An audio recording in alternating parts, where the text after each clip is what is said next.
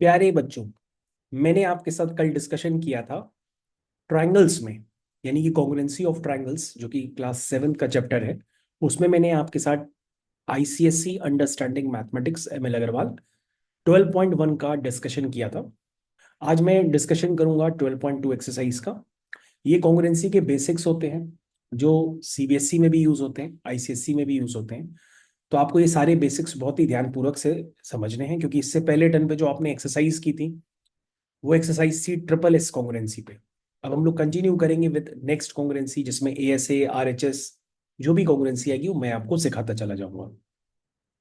तो यहाँ बच्चों मैं आपके साथ अब स्क्रीन शेयर करूंगा और स्क्रीन शेयर करने के साथ लेक्चर को वापस कंटिन्यू करूंगा।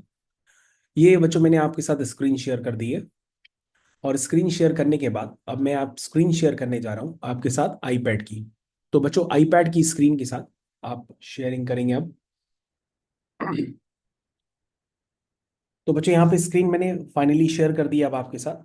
अब मैं जो जो लिखूंगा वो आपको स्क्रीन पे नजर आएगा। तो exercise 12.2, once again exercise 12.2, congruency of triangles. देखिए बच्चों, तो आपके पास क्वेश्चन नंबर 2 है। तो क्वेश्चन नंबर 2 में लिखा हुआ है, तो अगर आप क्वेश्चन नंबर 2 ध्यान से पढ़ेंगे तो मैं आपको पूरा पढ़ के अभी समझाता हूँ। क्वेश्चन नंबर 2 में पहले कुछ डायग्राम्स वगैरह बने हैं, तो हम वो डायग्राम्स तो बना ही लेते हैं। डायग्राम्स आपके ट्रायंगल्स बने हुए हैं, क्योंकि कॉन्ग्रुएंसी तो बेटा ट्रायंगल्स में ही होती है। तो ये दो ट्रायंगल्स बने हुए हैं और उसमें कुछ बातें गिवन है, वो मैं आपको मार्क करके देता हूं। ध्यान से देखिए बच्चों, ये वाला एंगल जो है इसका कोरस्पॉन्डिंग एंगल ये दिया हुआ है, मतलब ये इसका साइन है, तो उसका मतलब ये दोनों आपस में इक्वल है। और ये वाला साइन बच्चों सिंगल मार्क यहां वाला है, और बच्चों ये वाली साइड इक्वल होंगी आपस में, ऐसा कुछ दिया हुआ है। तो पूछ रहा है कि एक ट्रायंगल आर ए टी है, एक ट्रायंगल है डब्ल्यू एन ओ। ये सब ट्रायंगल के नाम है। इसमें आपसे पूछा जा रहा है in the adjoining figure, figure मैंने आपको बना के दे दिया। Two triangles are congruent, the corresponding parts are marked, we can write. तो उसने कह दिया है कि भैया दोनों ट्रायंगल्स कॉन्ग्रुएंट है और कॉरस्पॉन्डिंग पार्ट वगैरह सब मार्क करके दे दिए गए हैं। तो बच्चों ध्यान दीजिएगा, ये एंगल है, ये साइड है, और ये एंगल है। तो एंगल साइड एंगल में जो साइड होती है बच्चों, वो यही वाली साइड आपको लेनी होती है। अगर मान लो आप ये एंगल और ये साइड कह रहे हो, तो ये डबल एस नहीं होता। पहले आप बात क्लियर कर लीजिएगा। अगर आपको डबल एस समझना है तो बच्चों ये एंगल और उनकी कॉन्ट्रीब्यूटिंग साइड होगी। अगर आपने गलती से ये एंगल या ये साइड ले ली, तो ये ए एस ए नहीं कहलाएगा, ये ए एस ए नहीं कहलाएगा। तो बच्चों ये वाली कॉन्ग्रुएंसी आपको आगे पढ़ाई जाएगी कि अगर ये एंगल और ये साइड अगर इक्वल होते हैं, तो उसको हम लोग डबल एस कॉन्ग्रुएंसी के नाम से जानते हैं। और डबल एस और ए एस ए इन दोनों में अंतर है। तो मैं आपको डबल एस नहीं पढ़ा रहा हूं, मैं आपको ए एस ए पढ़ा रहा हूं, यानी कि एंगल होगी, साइड होगी, फिर एंगल होगी। ये बात आप समझने का प्रयास करिए कि अगर डबल एस होता तो ये एंगल और ये साइड होती, या ये एंगल या ये साइड होती। लेकिन बच्चों अगर आपके पास ये एंगल और उनकी कॉन्ट्रीब्यूटिंग साइड है, तो आपको उसको कहते हैं ए एस ए। तो ये अंतर होता है डबल एस और ए एस ए, लेकिन कई बच्चों को पता नहीं होता तो वो गलत लिखते हैं। अब बच्चों ट्रिपल एस में पहले हम साइड्स को इक्वल करते हैं, फिर हम साइड्स को इक्वल करते हैं, फिर हम साइड्स को इक्वल करते हैं। लेकिन बच्चों आपको ध्यान देखना होगा कि ए एस ए में पहले हम एंगल्स को इक्वल करते हैं, फिर साइड को इक्वल करते हैं, फिर हम एंगल को इक्वल करते हैं। यानी इसी ऑर्डर में आपको लिखना होता है, पहले एंगल एंगल, फिर साइड साइड, फिर एंगल एंगल। फिर हम कहते हैं कि हमारे ट्रायंगल्स कॉन्ग्रुएंट हो गए using A S A congruency. ये बात आपको समझ में आनी चाहिए। यदि आपको ये बात नहीं याद रहती है तो आपको ये लेक्चर बार बार देखना पड़ेगा, ताकि आप एग्जाम में आपके ये क्वेश्चंस गलत ना हो। क्योंकि ट्रायंगल्स बच्चों को सही से नहीं समझ में आता है, नहीं स्कूल के टीचर्स जल्दी इसको एक्सप्लेन करते हैं। और ज्यादातर जब आपको बोर्ड्स की कॉपी मिलेंगी, स्कूल में टेस्ट होंगे, तो आपको टेस्ट में पता पड़ेगा कि आपके वो काट के नंबर जीरो कर रहे हैं। अब आप रीजन पूछोगे तो वो रीजन उन्होंने क्लास में भी नहीं बताया होगा ना, आपको स्पेसिफिकली बताएंगे। इसलिए आपको उस लेक्चर को बार बार देखना पड़ेगा कि पहले एंगल लिखते हैं, फिर साइड लिखते हैं, फिर एंगल लिखते हैं। अगर आपने सोचा कि पहले एंगल लिख लें, फिर एंगल लिख लें, फिर ये साइड लिख लें, तो ये गलत माना जाएगा। तो एएसए का मतलब पहले एंगल, फिर साइड, फिर एंगल। आशा करते हैं आपको ये बात समझ में आ गई होगी। अब जो इस क्वेश्चन में लिखा हुआ है कि ट्रायंगल आर ए टी, पूछा गया है किसके कॉन्ग्रुएंट है। तो तुम कहोगे आर ए टी, तो हम पूछेंगे बेटा आर ए की कॉरेस्पॉन्डिंग साइड बताओ कौन सी होगी। तो तुमने कहा कि सर आर ए वो वाली साइड है जिसमें डबल वाला मार्क है, तो सर आर ए की कॉरेस्पॉन्डिंग साइड होगी डब्ल्यू। और हमने पूछा ए टी की कॉरेस्पॉन्डिंग साइड क्या होगी, तो तुम कहोगे ओ एन या एन ओ। हमने कहा आर टी की कॉरेस्पॉन्डिंग साइड क्या होगी, तो तुम कहोगे सर डब्ल्यू है, क्योंकि सर इतना तो देख के आप पहचान जाते। तो हमने कहा आर ए टी इधर लिखोगे तो वहां पे क्या लिखोगे, लिखोगे डब्ल्यू ओ एन, ऐसी तो लिखोगे। तो बच्चों अगर आप डब्ल्यू ओ एन लिखेंगे तो वो सही माना जाएगा, मैंने आपको लास्ट लेक्चर में भी बताया था। लेकिन लिखने वाले बच्चे ध्यान न दे करके डब्ल्यू एन ओ भी लिखते हैं। तो सही क्या है डब्ल्यू ओ एन, वो मैंने आज आपको दोबारा फिर से समझाया है। तो आप सही चीजें लिखिए ताकि आपके नंबर ना कटे। तो बच्चों अभी मैंने एक्सरसाइज 12.2 का दूसरा क्वेश्चन आपके साथ डिस्कस किया था। तो बहुत ही जल्दी बच्चों हम लोग अब तीसरा क्वेश्चन करने जाएंगे। और तीसरे क्वेश्चन का डायग्राम आपके सामने बना हुआ है। ये बच्चों तीसरा क्वेश्चन। तीसरे क्वेश्चन में बच्चों आपके पास ये एक ट्रायंगल गिवन है, और बच्चों एक दूसरा ट्रायंगल भी आपके पास गिवन है।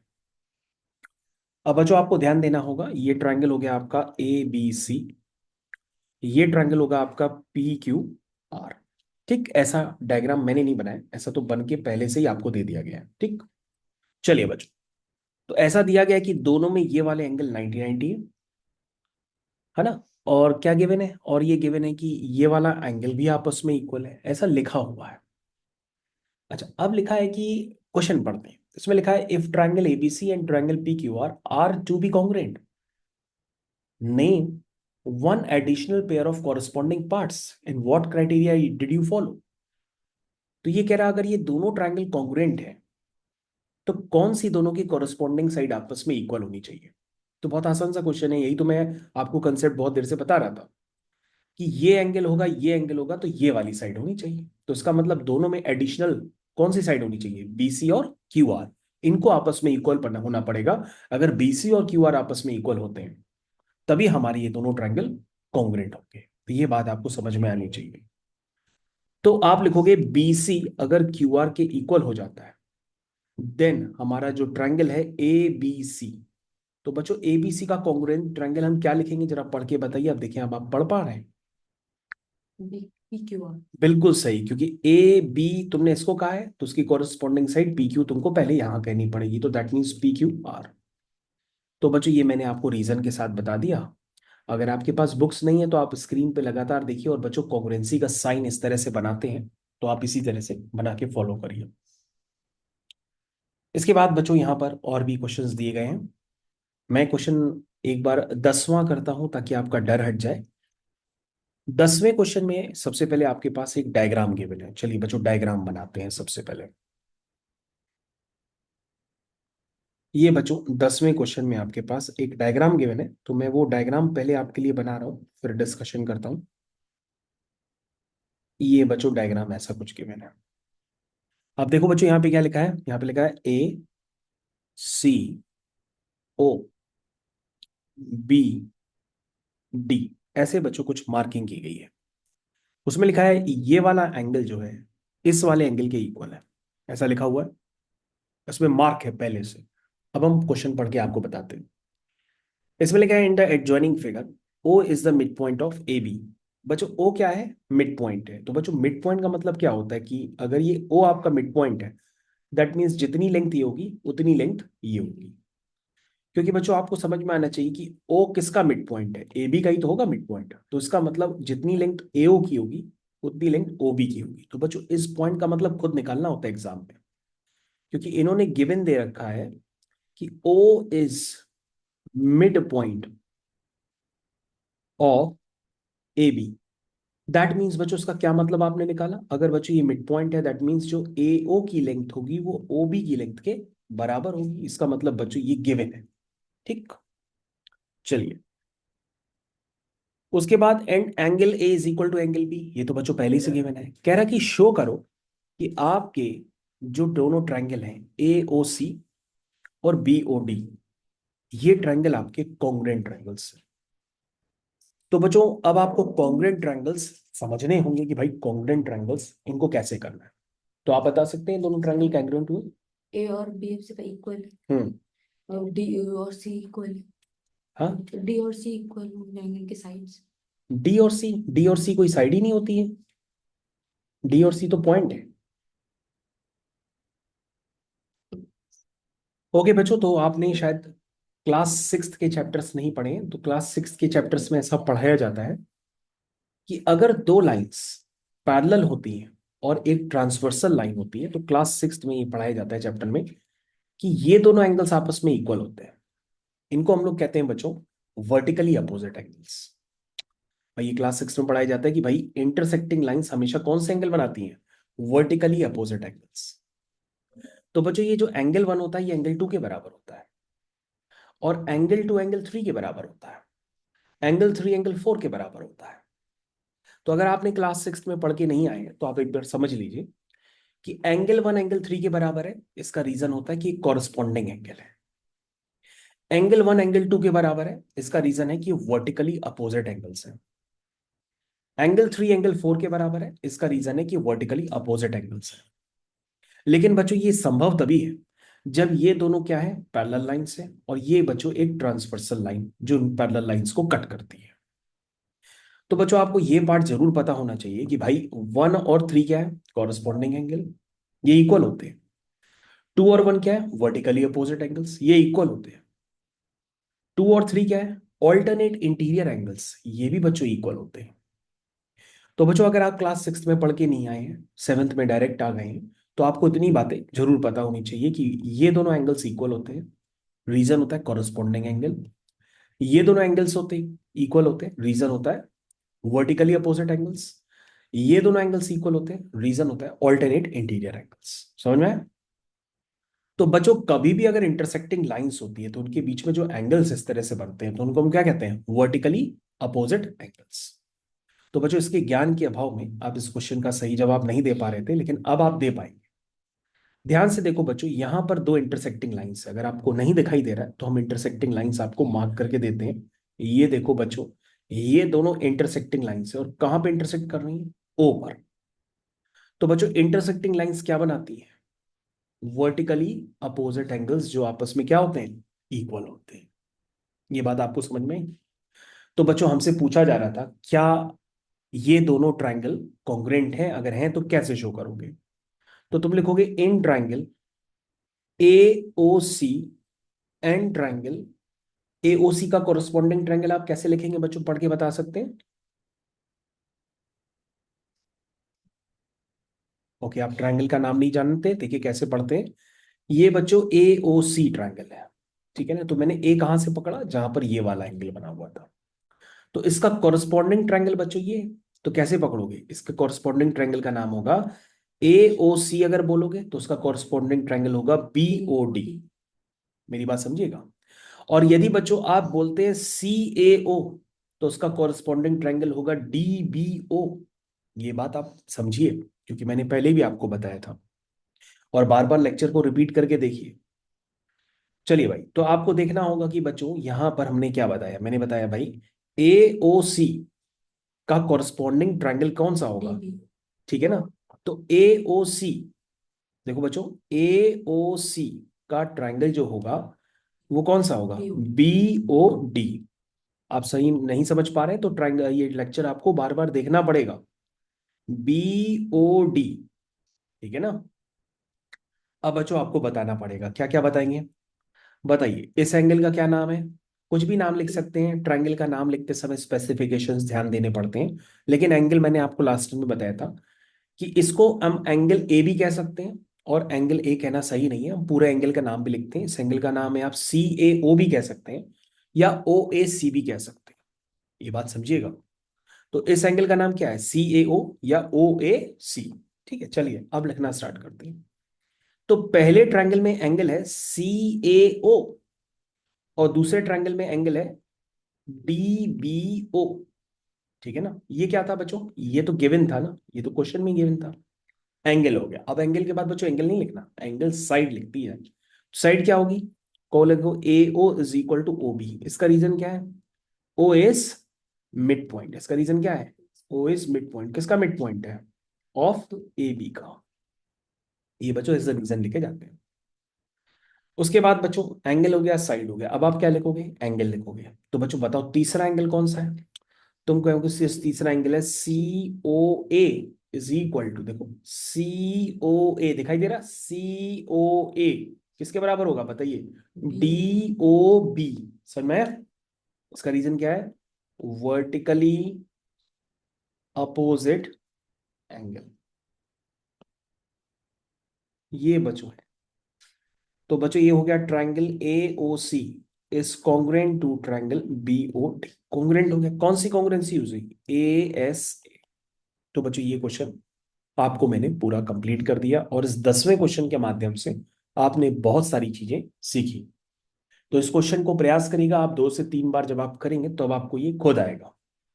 कम समझ में आए तो बच्चों ये लेक्चर मैंने आपको इसलिए रिकॉर्ड करके दिया है तो कि आप इसको बार बार स्वतः देखें और एग्जाम में फुल मार्क्स लाएं। क्योंकि बच्चों क्लास के बाद आपको लेक्चर नोट्स भी दे दिए जाते हैं, और नोट्स की हेल्प से आप उसको सही ढंग से करिए, तब आपको आएगा। चलिए बच्चों हम लोग एक दूसरा प्रश्न करते हैं, क्वेश्चन नंबर बदल देते हैं हम लोग। तो अब बच्चों हम लोग एक दूसरा प्रश्न भी करने वाले हैं, उस पर हम लोग ध्यान देंगे, वो है क्वेश्चन नंबर 4। क्वेश्चन नंबर 4 क्या लिखा है, given below are measurement of some parts of two triangles, examine whether the two triangles are congruent or not by ASA congruence rule। यह कह रहा है कि अगर लगाना है तो ASA आपको लगाना है। तो बच्चों आपके पास RHS कॉन्ग्रुएंसी तो उसमें है ही नहीं, तो आपको सिर्फ 2 तरह की कॉन्ग्रुएंसी क्लास 7th में पढ़ाई जा रही है, एक है ट्रिपल एस, एक है ASA। चलिए भाई अब हम लोग के पास क्या है, ASA कॉन्ग्रुएंसी ही लगानी है क्योंकि इसने खुद कह दिया है। चलिए भाई सबसे पहले इन्होंने एक ट्रायंगल दिया है जिसका नाम है DEF, फिर एक और ट्रायंगल इन्होंने दिया है उसका नाम है PQR। आपको बताना है ये कॉन्ग्रुएंट है कि नहीं।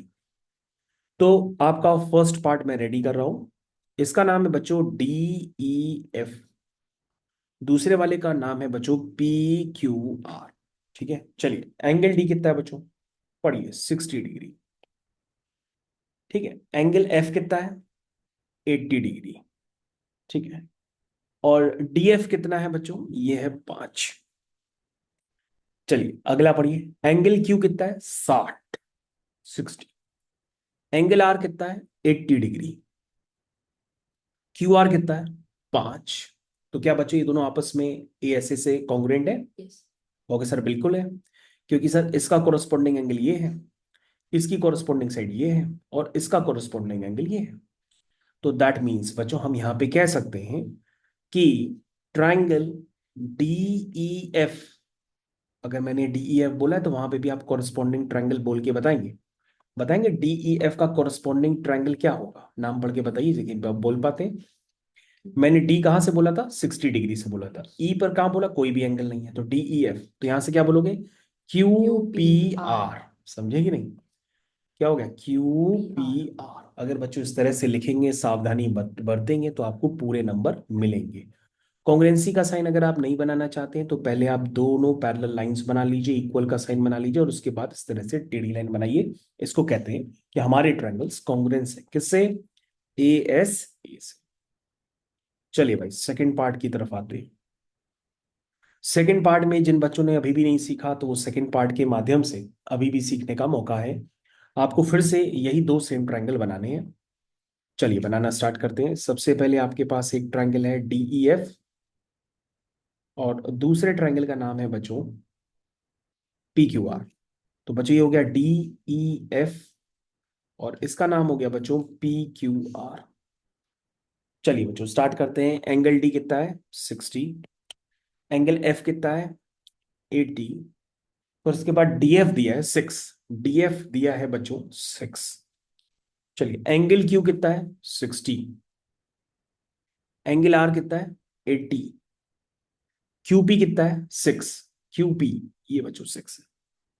तो बताइए क्या ये बच्चों कॉन्ग्रुएंट ट्रायंगल्स है। कहोगे सर ये नहीं है, क्योंकि इन दोनों एंगल्स की कॉरेस्पॉन्डिंग साइड ये है, और इन दोनों एंगल्स की कॉरेस्पॉन्डिंग साइड यदि ये होती तो ट्रायंगल्स कॉन्ग्रुएंट होते। इन्होंने ये साइड ना दे करके कोई और दे दी है। तो इसका मतलब आप कहेंगे triangle DEF and triangle PQR are not congruent. जो कॉन्ग्रुएंट ही नहीं है तो हम लिखने में क्यों ध्यान दें, हम रैंडम ट्रायंगल का नाम लिख दें बस, क्योंकि कॉन्ग्रुएंट नहीं है ना। DEF and triangle PQR are not congruent. तो बच्चों को चेक करना था तीनों केसेस में, तो सेकंड वाला केस फेल कर गया। थर्ड वाले केस में देखते हैं। आइए बच्चों, फिर से ट्रायंगल बच्चों बताइए, D E F P Q are. ये हो गया बच्चों डी ई एफ, और दूसरा ट्रायंगल हो गया बच्चों पी क्यू आर। तो बच्चों ये हो गया डी ई एफ, और ये हो गया बच्चों पी क्यू आर। बताइए बच्चों, डी ई एफ और पी क्यू आर दोनों ट्रायंगल आपके सामने हैं, बताइए। एंगल ई कितना है? 80। एंगल एफ कितना है? 30। ई एफ कितना है? 5। एंगल पी कितना है? 80। एंगल सॉरी पी क्यू कितना है? 5। और एंगल आर कितना है? 30। तो बच्चों ये तो ट्रायंगल कॉन्ग्रुएंट नहीं लग रहे हैं, क्योंकि वो कॉरेस्पॉन्डिंग साइड तो ली नहीं गई। तो आप लिखोगे triangle D E F and triangle P Q are not congruent. ये बच्चों कॉन्ग्रुएंट नहीं है। मेरी बात आप लोग समझ गए होंगे। तो बच्चों मैंने क्वेश्चन नंबर 4 भी आपको सफलतापूर्वक करा दिया है। तो इसी तरह से बच्चों आपको क्वेश्चंस करने होते हैं एग्जाम्स में, ध्यानपूर्वक ध्यान देना होता है। चलिए, तो इतने क्वेश्चंस बच्चों काफी हैं इस एक्सरसाइज को समझने के लिए। अब आपको एक काम करना पड़ेगा कि आप बचे हुए क्वेश्चन को स्वयं करें, और जो क्वेश्चंस ना आए वो हमसे पूछें। वह हालांकि आपको सारे क्वेश्चंस आ जाने चाहिए। तो 12.2 आप सही ढंग से लगाइए, और अगर आप और प्रैक्टिस करना चाहते हैं तो 12.2 के एग्जाम्पल्स भी लगाइए। बच्चों क्लास के बाद ये नोट्स आपको शेयर हो जाते हैं, ठीक है ना? ओके, तो आई थिंक यहाँ तक की क्लास हम लोग ओवर करते हैं। Thank you. Screen share of हो गया, रिकॉर्डिंग क्लोज हो रही है।